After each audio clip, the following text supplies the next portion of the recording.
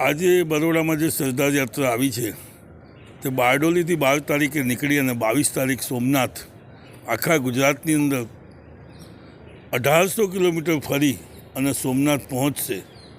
તે નિમિત્તે આજે વડોદરામાં આવતા દાદા ભગવાનના આશ્રમ પર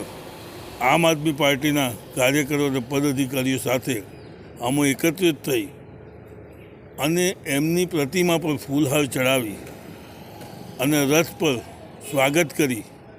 આમ આદમી પાર્ટી તેમને નમન કરી અને જેમ દેશને એમણે જોડ્યું છે એ રીતને દેશને આગળ પણ એક બંધારણ મળે એ હેતુથી આ યાત્રા કાઢવામાં આવી છે કે આપણો દેશ હંમેશા સદાય એકત્રિત થઈ અને આગળ વધતો રહે તે માટે આ યાત્રા બારડોલીથી સોમનાથ જવા રવાના થઈ છે।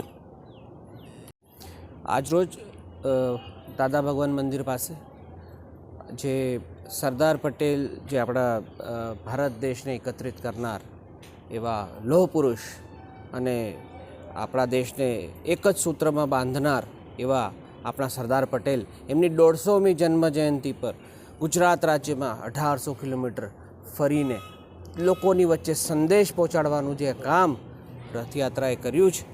રથયાત્રાનું જેનું સન્માન કરવા માટે આમ આદમી પાર્ટી આજે એમના કાર્યકર્તા અને અમારા પદાધિકારીઓ સાથે આજે સરદારની પ્રતિમાને અમે ફૂલ આહાર કરીને અને તેમને તેના એમાં સન્માન કરવા આવેલા છે।